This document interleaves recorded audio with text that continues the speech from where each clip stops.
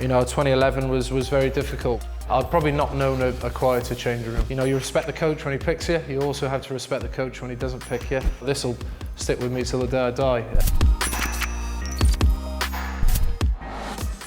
This is my school jersey, Glantave School. Such fond memories playing school rugby with my best mates. Saturday morning on the school fields. Sixth form rugby as well, got to travel the world. Australia, South Africa, Dubai, playing rugby tournaments. Really incredible rugby experiences at a young age. And this is Rumney, this is my tracksuit at Rumney RFC. Found this in my parents' closet. Again, a very special time. I moved from club rugby to Rumney when I was 13 to play some competitive rugby. And often I played 2 games on a weekend. School on a Saturday morning, club with Rumney on a Sunday morning. I played up with Rumney until youth level, played a few senior games before starting playing with Cardiff RFC. And I guess, you know, that sort of period in my career coincided with getting picked for Wales under 16s. I was a fullback back then, it's number 15. You know, Wales under 18s, schools, that's a schools team, then Wales under 18s. And this is a Wales under 21s jersey. World Cup was in Argentina that year. Sat my A levels out there, which was pretty difficult. And it's a Wales Sevens jersey. Played 3 legs on the IRB Sevens with Wales, Hong Kong, Adelaide and South Africa, which are all amazing experiences. You know, I feel very fortunate I've got to travel the world through the game. But yeah, very special times. You know, I'm really grateful I kept these jerseys because they're, you know, they're pretty special. I mean, I grew up in Cardiff, in the capital city in Wales. I came through the academy with the Cardiff Blues. And this is probably my most cherished Cardiff Blues jersey. It was our European Cup final against Toulon, which we played down in Marseille. In that final, we won that final. You know, I think the first trophy a region had won in Europe. Special day, you know, to go down to the south of France. I guess all the odds against us, against the Toulon side, littered with some big names, you know, Johnny Wilkinson, Sonny Bill Williams, you know, these sorts of players. Special time in my career and, you know, very fond memories. You often talk about bus rides to the stadium as a player, and that day was just immense. Yeah, maintenant je parle juste un peu français. Now I speak just a little bit of French. And that was one of my best days of my career. You know, I was sandwiched between, you know, Mike Phillips, Stephen Jones, Ron O'Gara, Brian O'Driscoll. It is what it is. You know, you remember the games you win, but you also remember the games you lose. And, you know, this is a pretty big one. The World Cup semi-final in 2011. We were in some fine form. You know, we had a great result against Ireland in the quarter-final. I've got that Irish jersey up there, which I swapped, I think, with Gordon Darcy after the game. This will stick with me till the day I die. You know, probably my biggest disappointment in the game, to come that close and lose a Rugby World Cup semi-final by a point. Takes it back That's not good. That angle, you're entering into very dangerous territory. There's the signal and there's the red card. Oh my goodness, this is such a disappointment, not only for Wales, but Sam Warburton. Now a chance to maybe open it up. Jones gets the call. Ball lost behind, snapped up by the French. Of all people, Jamie Roberts. They can't wait to get it into touch. They do so. Well, joy for the French. Heartbreak for the Welsh. Yeah, I've probably not known a quieter changing room. You know, I've been in quite a few quiet changing rooms in my life, and you know, 2011 was very difficult. With a young group, we'd come a really long way in a short space of time. You know, like the year, 18 months leading up to the World Cup. These games stick with you for a long time, and they motivate you. And I guess probably motivated me to win, you know, a few titles with Wales over the next few years. First up is the Grand Slam jersey in 2012. You know, first trophy I'd really been involved with Wales. I was involved in the Grand Slam year of 2008, but I only really played 1 game in that campaign. Played all 5 in this one, and you know, it was pretty cool. They had all the fans' faces put into the, you know, number on the back of the jersey, which was pretty cool. You often talk about bus rides to the stadium as a player, and that day was just immense. You know, the bus ride in, you come around the corner of Westgate Street and you see the crowd, Wales going for a Grand Slam, and the lads already delivered that day, and it was very special. This game against England at the Millennium Stadium was just unbelievable day. You know, England down the M4, looking for the Grand Slam. There was no way in hell we were losing that game, and just a special week. I think my memories from that week, we didn't train very well. You know, a few balls went down in training. You know, we weren't that accurate in our preparation. But you just had that look from the lads on the Saturday morning.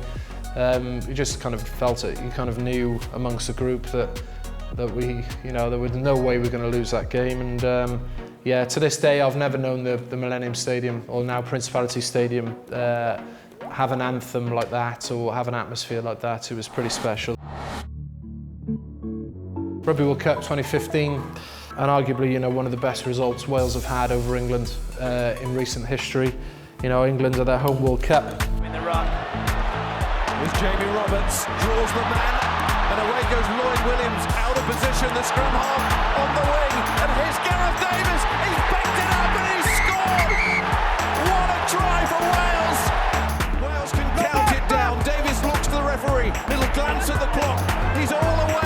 Wales are going to win this. They've done it. Bigger. Off the field. Wales have done it.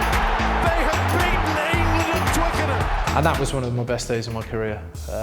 Certainly my brother was working at the game. He was a cameraman. I remember bumping into my best mates straight after the game as we're walking to the coach. And like, I've never seen as many grown men cry in one place.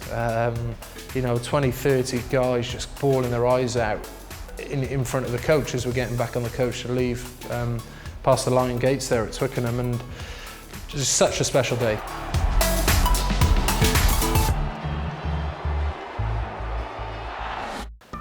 I guess one of the most challenging things about Test rugby, you never know when it's going to be your last game, and you know, this jersey has a special place with me. It's the last time I've worn the red of Wales. I'm not sure if I'll wear it again, but also a jersey that resembles kind of something a bit disappointing in my career. So it was November 2017, and I came off the bench, number 23, against the All Blacks in Cardiff, and wasn't picked again.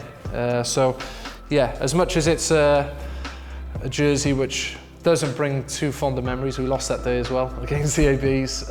You know, you respect the coach when he picks you, you also have to respect the coach when he doesn't pick you, certainly at Test level. And you know, I respected Warren's decision in the lead up to the 2019 World Cup, and you know, I didn't feature in that, and it is what it is. When I left Cardiff at 26, I went to play with Racing Metro in Paris. Look, it was a dream of mine to play abroad. I've been very lucky to be able to do that. Lived in the centre of Paris, and you know, we lost the semi-final of the top 14 one year, and then the other year, it's this jersey, we played Saracens in the quarter-final of the Champions Cup. You know, we were unbeaten in the group games, and we hosted Saracens at home. Again, a massive disappointment in my career. We gave an 80th minute penalty away, and Marcelo Bosch slots it over from 50 odd metres, and complete heartbreak for us. So, as disappointing as this jersey is, you know, the Racing jersey holds a very fond place in my heart as well. A wonderful experience in Paris. You know, the biggest challenge moving to Racing was the language barrier, no doubt. You know, the first 2-3 months there, very challenging. You know, team meetings all in French, you're trying to understand what's going on. But as soon as you buy into not just the culture, but the language, more importantly, it's a different place. Yeah, maintenant je parle juste un peu français. Now I speak just a little bit of French.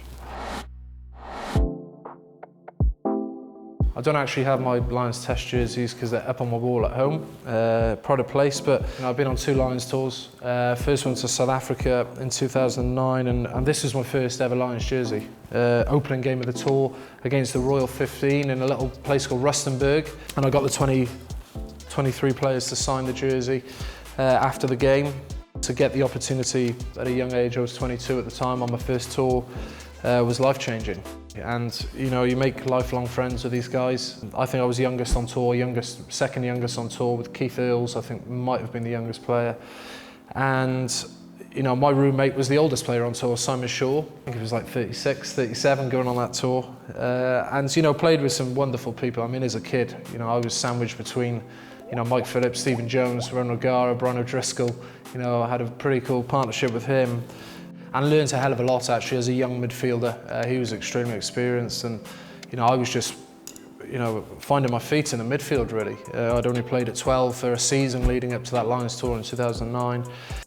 But I just got on with my job. To have that much experience around me as a young lad was immense, and all quality players, but more importantly, quality people. My second tour with the Lions was to Australia in 2013. This is one of my jerseys from the game. This is actually the Waratahs game, which was a week before the first test in Australia. I felt I was playing well, and then I think, you know, come 50th, 60th minute in the match, I tore my hamstring quite badly, and thought I was going home.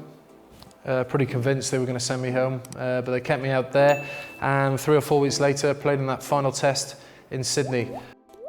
I just remember after scoring that try I got subbed off and Manu Tuilagi came on to win his test cap for the Lions, and I got to enjoy the last 10 minutes, quarter of an hour from the bench and soak it all up. Special day in Sydney, certainly a big night out after. We'd love to hear what you think of my Jersey Tales. Make sure you comment below.